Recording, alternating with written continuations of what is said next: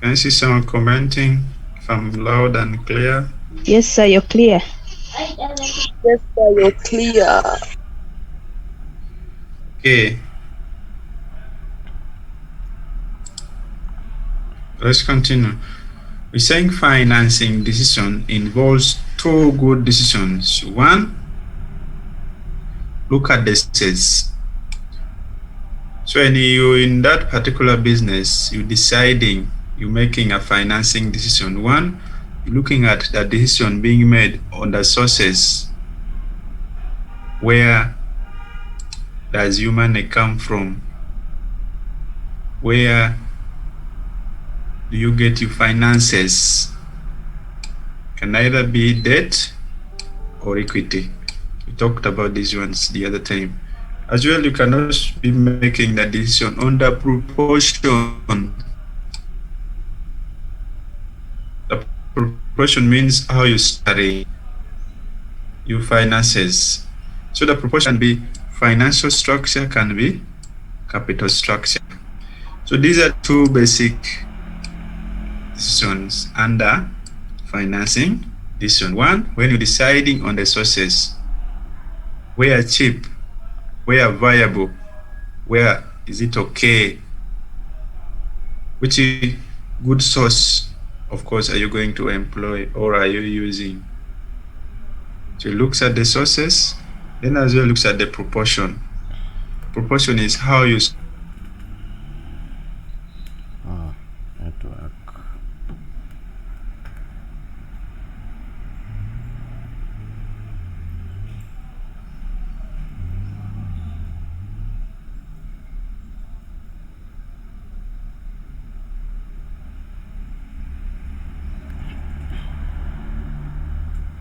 that are made while deciding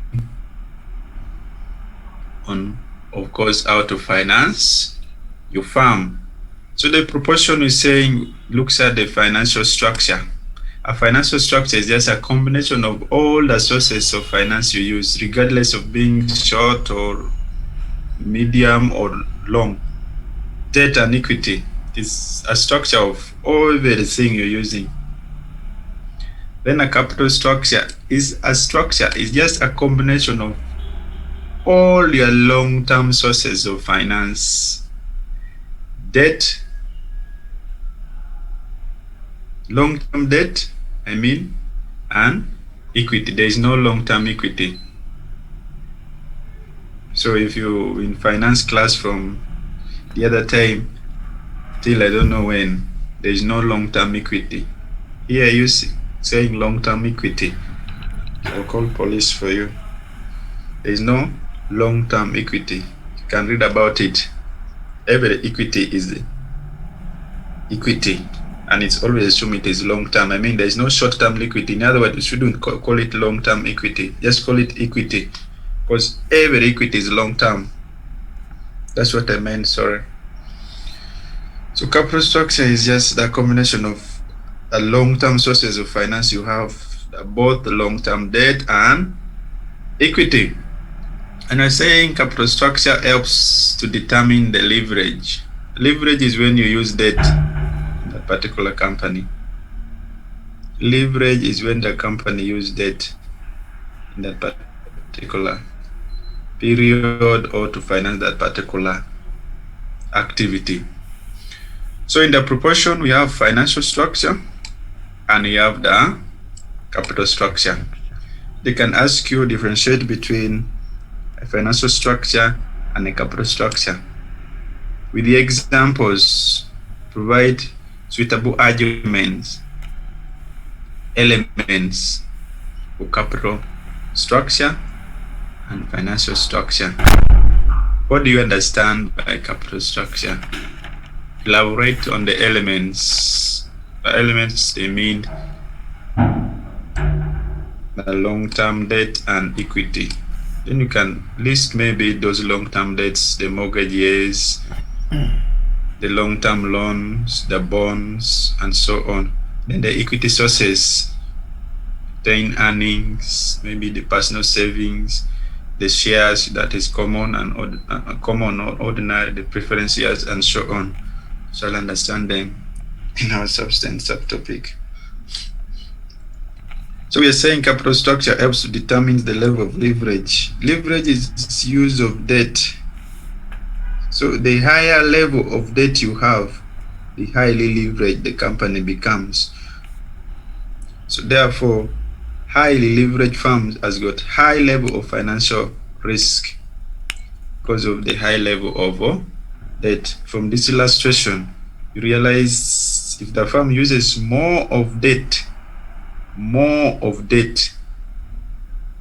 if the firm uses high level of debt, more of debt, that firm is highly leveraged, meaning it has got high level of financial risk. Your return has been seriously eaten by this level of debt. So the higher the debt, the higher the level of leverage in that particular firms, and the higher the financial risk perceived. So as a firm, at what point do you stop using debt? At what point do you use debt? So look at them. So take a look at these 3 companies. You want to see this, the 4, all of them have used debt, but of course of different amount. Okay, let's look at these 4 companies. 1 is Brem Limited, 2 is BBA Limited, 3 is BAE Limited, 4 is BBC Limited. This is the total capital they need. They all need 1 billion to maybe invest in that particular venture. And each, if they invest 1 billion, they'll have their return, their earnings before interest and tax as 100 million. We're moving together. We're having these 4 companies, Brem, BBA, BAE, and BBC. We want to know which one has got the highest level of financial risk, maybe from using high level of debt, and which one has got low level of financial risk from using low level of debt, or which one is highly leveraged and which one is not highly leveraged from these 4. We want to see the effect of high level of debt on the firm's earnings. As well, there are benefits that the firm gets, we shall see. So from these 4, Brem Limited, BB Limited, BAE Limited, BBC Limited, they all need 1 billion. They all need 1 billion to invest in that particular venture. They all need 1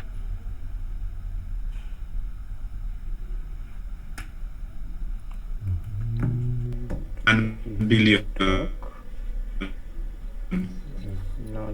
And if they invest 1 billion, their earnings before interest and tax, meaning the earnings they get before deducting 100 million. Sorry, my network is unstable. So if they invest 1 billion before interest and tax, this EBIT is earnings before interest and tax. They all need 1 billion. The earnings they will have after investing that throughout for each of them. We want to see how, of course, the firm's earnings or, of course, brings in the financial risk. So you realize for Brem decided to use equity 900 million and debt 100 million. Meaning for Brem, equity is taking 90%, debt is taking 10%. It brings that back here, the sources and the proportion.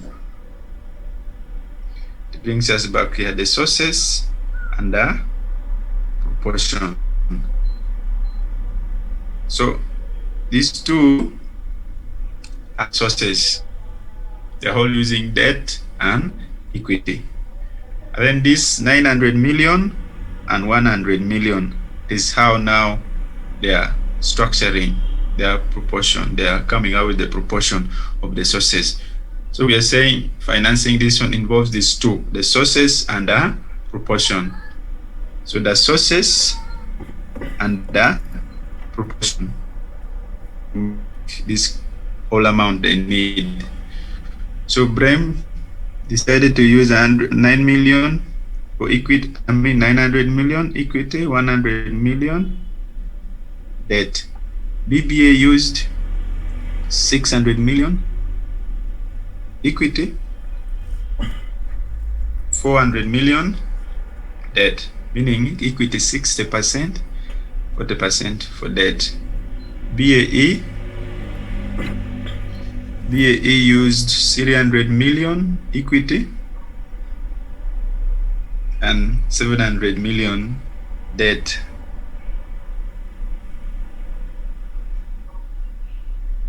A moment, let me put my phone on user busy. Don't want anyone to call me during the class. Sorry, give me some seconds.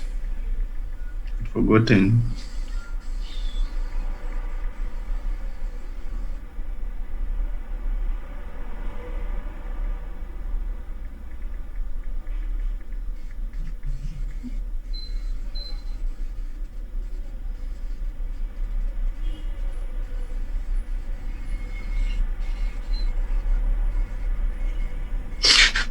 Okay, continue.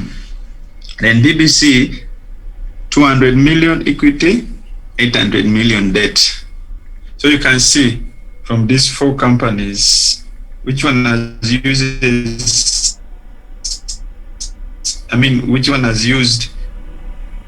the highest level of debt and which has used the lowest level of debt. BBC has used 800 million, but it has got the highest as in debt proportion in their 1 billion capital. So BBC has 800 million in debt, followed by BAE 700 million, followed by BBA 400 million. Then the last person is BREM Limited. So when they all invest this money they have, 1 billion, they will all have their 100 million earnings before interest and tax.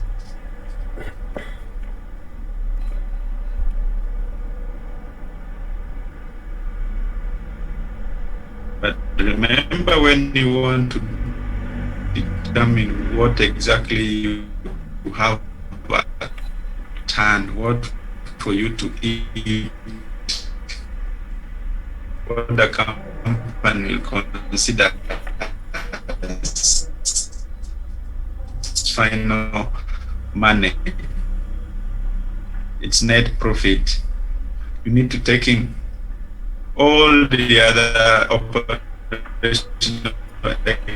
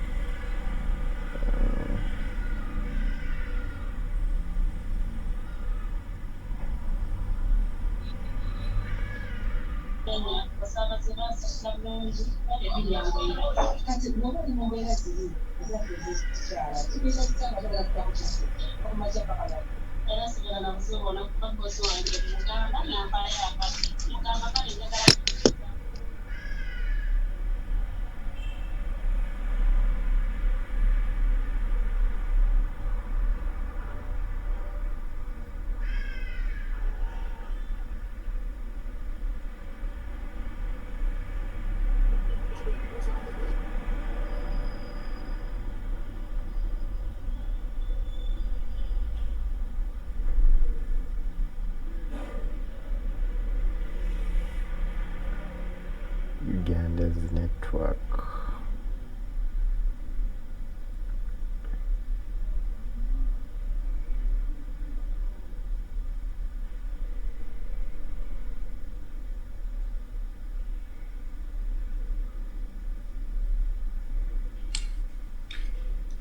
Sorry, my network disturbed. I don't know, I'm back.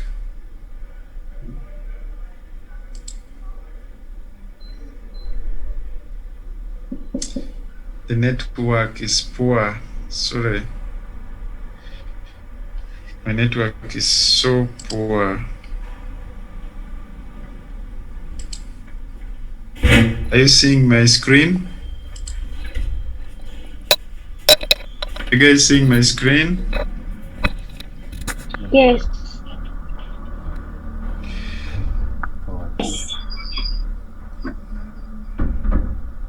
Okay, let me continue.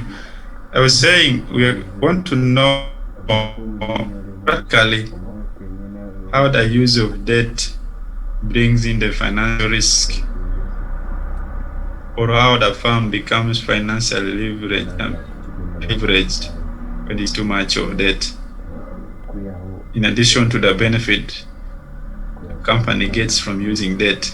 So we said, consider these 4 companies: BREM, BBA, BAE, BBC. This is their sources of finance, equity and debt. This is the proportion. Like for example, BREM used 900 equity, 100 debt, BBA used 600, 400 debt, and so on and so on, up to BBC. And their total capital, all they need is 100. Do I do? The network is very poor. They all need 100 billion. So this is a proportion to make 100.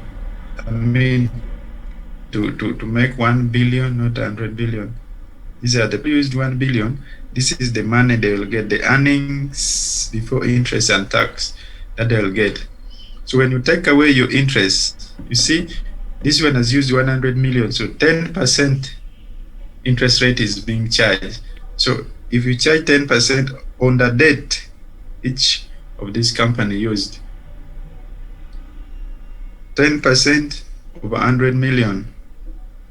Here, of course, BREM will pay 10 million for using it, 100 million. And then BBA will pay 40%. I mean, 40 million for using it, 400 million as debt. BAE will pay 70 million for using 700 million as debt. And then BBC will pay 80 million from using 800 million as debt. So you realize the more debt you use, the more interest you pay. And interest is a tax allowable, it's tax deductible.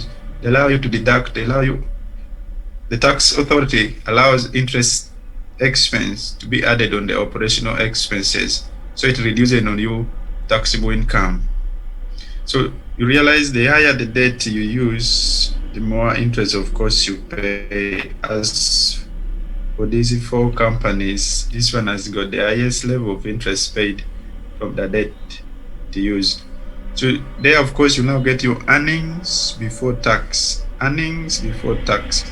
So the earnings before tax, after paying off 10 million from your 100 million, so you deduct that interest from what you had before incorporating interest. So it is 100 million minus 10. Your earnings before tax becomes now this one. Yes.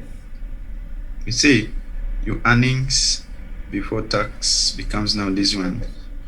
For BREM will be 90, for BBA will be 60, Yes. for BAE is 30, for BBC is 20. So you realized the more debt you use, the less tax you pay. The more debt you use, the less tax you pay, because interest is a tax deductible expense. So you see, BBC used 800 million as debt, and it has paid the lowest tax amount here of 20 million. You get, and that brings in what we call tax shield advantage. One of the reasons why companies go for debt is to take advantage of that benefit called tax shield advantage. The more debt you use, the lower tax you pay. You can see from this illustration. So when, of course, you incorporate your tax now, 30%. See, BREM will pay this, BB will pay this, BAE will pay this, BBC will pay that. So when you take away your tax, you'll have now your earnings after tax. Your earnings after tax. So there are two things here I'm trying to explain. One, tax shield advantage. Two, the financial risk or the leverage. So you realize the more debt you use, the more advantage you get in terms of tax shield advantage, because interest is tax deductible. They allow you to deduct it as operating expenses, as one of the operating expenses. Two, on the financial risk, you realize the higher debt you use, the higher level of debt, the lesser earnings you will have. So your return is so little compared to that person who has used more of equity or has used purely equity. So the higher the level of debt, the higher the firm is leveraged, and the higher the level of financial risk. You can see from here, this one has used more of debt, but is getting that advantage of tax shield. This return is eaten so much. So there is high level of financial risk perceived here. So if you have shareholders and so on, shareholders here will not be as shareholders here. This one, if they're to share 63 million, they'll be more happy than these ones here. So this one here will perceive high level of financial risk because the company has used more of but there's also that advantage of a tax shield. You get? So there are two good things to explain here. I repeat, the leverage and the tax shield advantage. The tax shield advantage is when you use more debt. As you use, of course, debt, you pay less tax, but you are highly leveraged, meaning your return differs a lot from your expected return. There's a big variation between what you have and what you expected. So this one is the highest level of risk perceived, high financial risk, because it has used more of debt compared to this particular company. So there, why a firm chooses to use debt and the other one is not using debt, what brings in and how the financial risk comes in, and as well how, of course, you can know whether the firm is highly leveraged or not. So for this case, this one, BBC is highly leveraged compared to this, highly leveraged compared to BAE, compared to BBA and BREM. But BAE is highly leveraged compared to BBA, compared to BREM. BBA is leveraged compared to BREM. BREM has got the lowest level of financial risk because you can see there's a small difference between what they are earning and what they expected, if at all they expect. So you see there's that small difference. So the financial is low compared, see.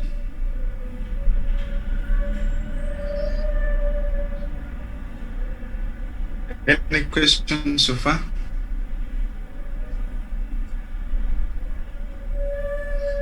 Any questions so far? Should I continue from this to that?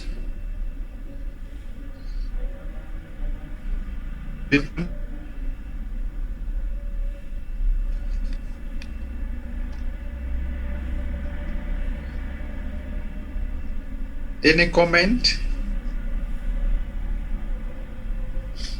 Any addition? Questions? Any, yes.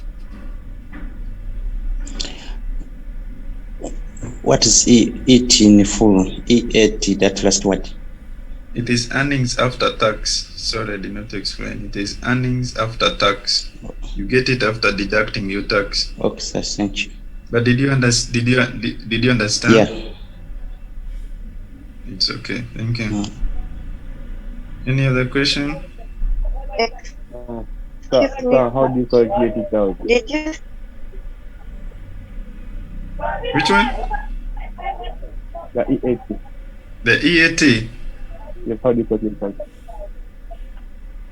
Eh? How to calculate and you get, like here on BBC, how do you get this 14? Is the EAT you bring in, you less your tax. This is the tax amount. This is. Can you please mute your mic? Judith, please mute your mic if you're not saying anything. If you're not asking any question, please mute your mic. No, I would ask. If you're asking a question, you can ask. Did you say? Yes. Yeah. Did I? Did you say that two major? Did you say that two major financing? Did you say that two major financing decisions are source and proportion? Cost? Or I'm not getting you. Did you say?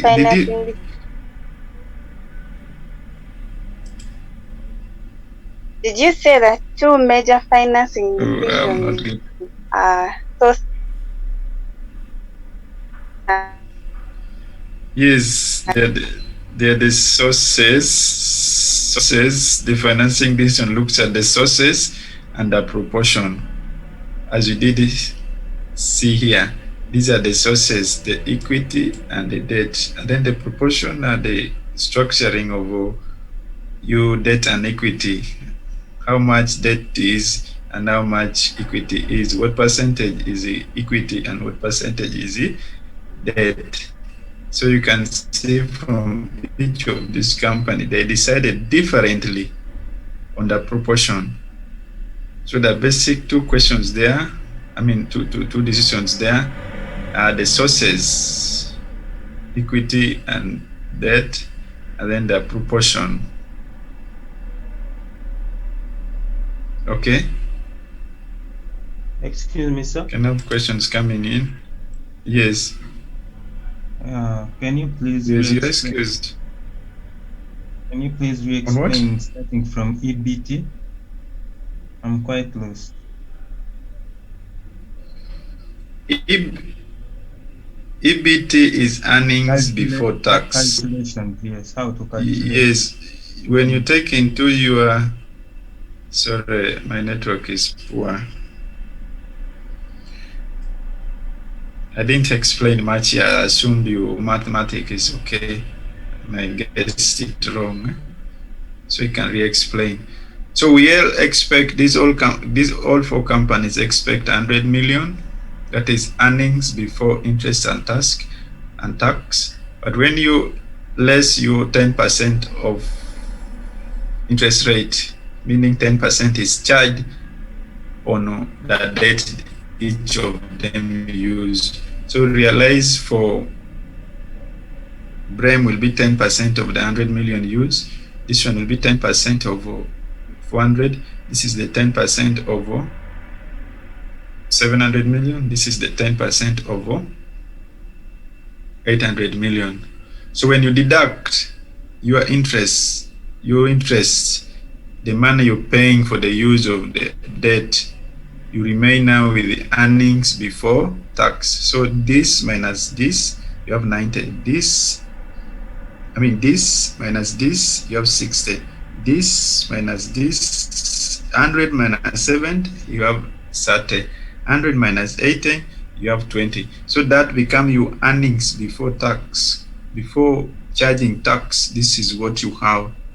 So if you're not paying tax, this will be your earnings after tax. This will be the final money you have to put in the pocket. This will be the final money you'll work with if they are not charging tax. But if they're charging tax now, you need to pay for the taxes. So when you pay, for the case of Uganda, is 30% corporation tax. They levy 30% of, they need always 30% of what you got. And what you've got, you first deduct all your expenses. We assume we have now considered all the expenses and we remained with the 100 million before charging interest. So when you charge your 30% tax, so 30% is not charged down on 100 million. It's charged on what you now have after taking away interest, because interest is tax allowable. They first allow you to compute for the interest rate, for the interest expense and so on, then you have your amount that they will charge tax on. That of course what we've done up to here. These ones now are earnings before tax. Then you bring in 30%. So the 30% is not now charged on the 100 million, it's charged on what you have here after taking away interest.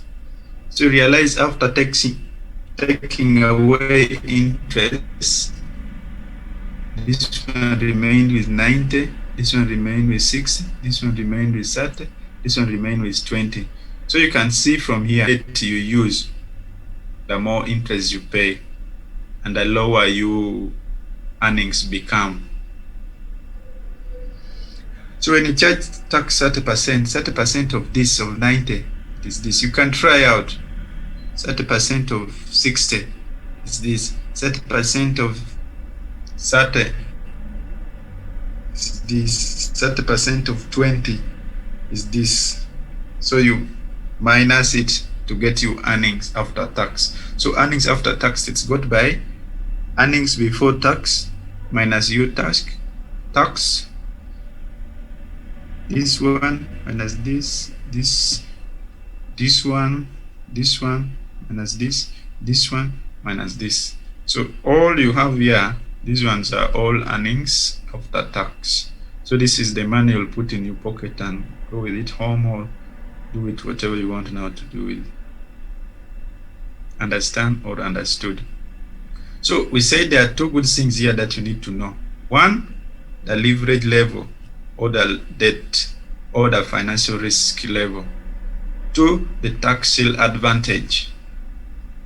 I said the firm is highly leveraged when it uses high level of debt. So for this case, BBC is the highest. This one is the highest one. This one has got the highest level of financial risk. We said the financial risk is a difference in your expected return and the actual one as a result of source of finance you used. So this one decided to use more of debt, too much of debt, and you see its earnings after tax, it's so little compared to these other ones. So the higher the debt, the higher the leverage the company become, and the higher the level of financial risk. And the reverse is true. Vice versa. Vice versa, you can now consider this.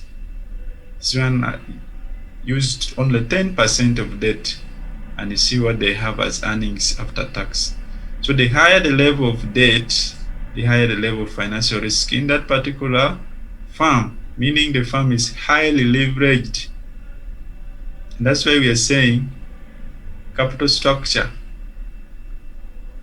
where capital structure determines the level of leverage, tells us the level of leverage in that particular firm, tells us how much financial risk is the firm perceiving in comparison to maybe another firm or in comparison to maybe another particular period of time. Then another thing is the tax shield advantage, that when you use debt, you pay less tax. See, this one is only paying 6 million. Because most of money went here on interest, and interest is tax allowable. Hoping I'm now clear and good to proceed. Any other question?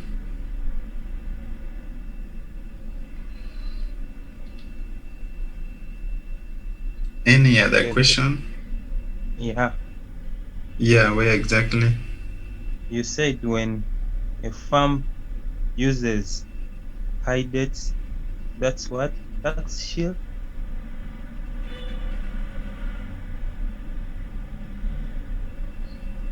When the firm uses high level of debt, there are two things: financial risk. Two, the firm will have tax shield advantage because the risk is, interest is tax allowable. There are two things. One, the leverage level, or the financial risk level, or the debt level, of course, will be high. And then, as the company, of course, get high level of financial risk, will also be getting the tax shield advantage. So still, on the tax shield advantage, let's understand more on our debate. There's another aspect that we look at tax shield in details. Yes? I can proceed, eh? Okay. Capital structure debate. Capital structure debate. Here we're just looking at how on these ones, hoping you're seeing my pen, this one in red, eh? You seeing? If I move it, do you see? Hello? Yeah. Can you see my? Yes. Okay. So on the previous slide, you're looking at how the leverage level comes in and how the financial risk comes in together with the tax shield advantage. But on the debate, trying to prove whether it is true. Practically, this one happens. But on the capital structure debate or theories, you realize there are different arguments on these aspects. So the capital structure debate or the theories answers the following questions. 1. Can the firm increase its value by the way it finances its assets? Does the financing method add value or create more wealth?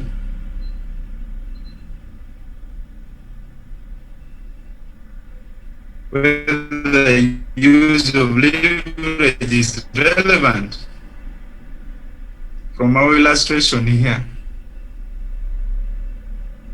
Do you see value being added, more wealth being created from the way you finance your assets or from the way you finance your activity? And creating maybe more value compared to this. Really, does the use of debt add value for this case? Do you see this one adding value? Or so there, of course, it comes in capital structure debate or theories. That there are basically two theories that answers these questions. 1. Can the firm increase its value by the way it finances its assets? Does the financing method add value or create more? From here, did you see these questions answered? These three questions are the same. Do you see them being answered here? Yes or no? Yes. Yes. Can be a yes, or you can say yes. I know the other person will say no, because this particular company is totally different from this. This one used little debt and has got more money. This one used more of debt but has got little money. But there is that advantage he's getting. You get? So this one answers use of debt? No. Because of that advantage of paying less tax. So there we're calling it capital structure debate. So the first answer is yes.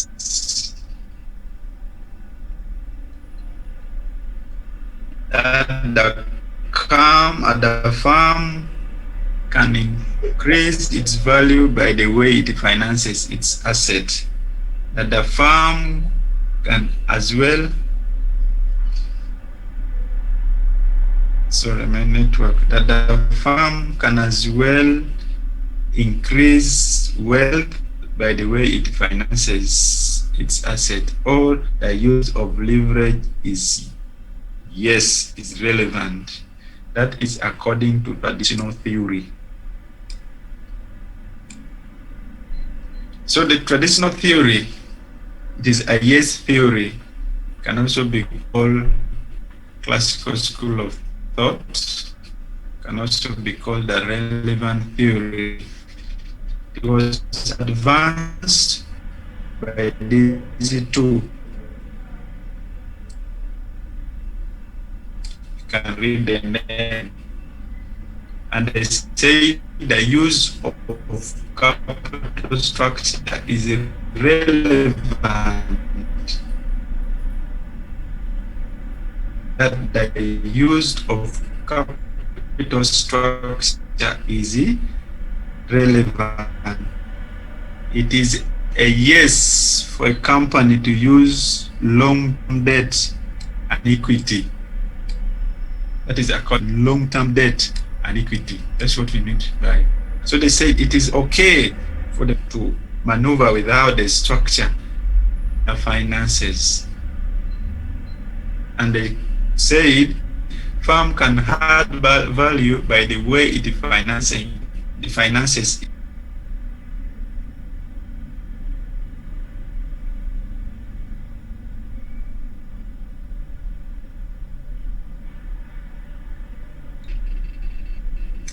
My network is poor. My network is poor, sorry. Very much. Very, very. Are you seeing the screen? What do I do?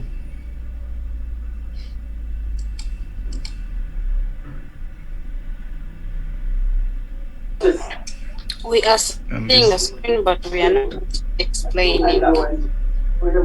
Network.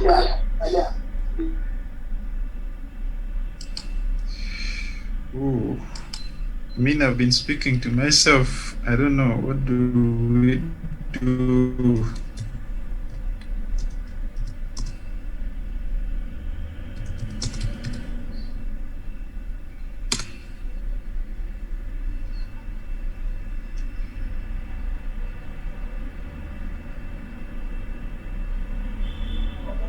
Please go on. Are you now getting me? Yes, sir.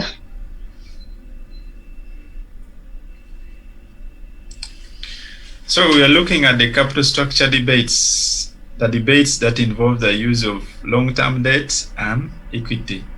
That really does the use of those two add value to the firm. And the first one, these two said yes. The Gordon and Krishnan said yes. And they said that is achieved, you only increase value by using debt and equity, by of course manipulating on the methods you have, so that you reduce the cost of capital and the value there of course is maximized. And they said value of a firm is given as the debt you have and the equity. So for them, they say it's all about manipulating on the variable methods on how to come up with the debt and how to, of course, get to equity. So if you can get a very good oh my God.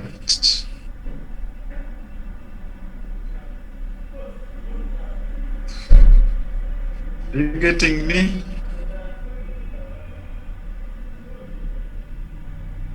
No. Network is so poor.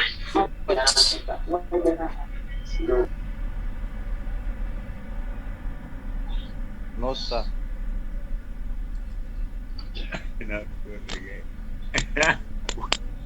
We'll continue next time.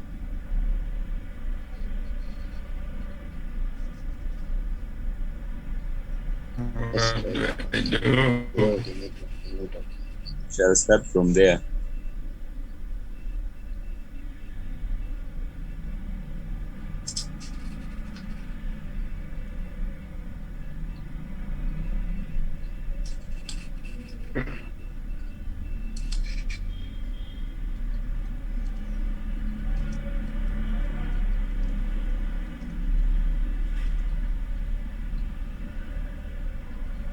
Maybe we continue next time because it's hard to keep coming back, saying the same thing and so on. It's not good. Eh? Yes, it's not good. So our next meeting is on Wednesday. Eh? Exactly.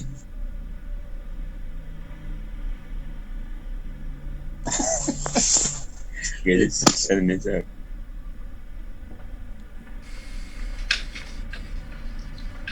Guys, my network is very poor. I'm going off. I'll communicate to the course later for any other issue.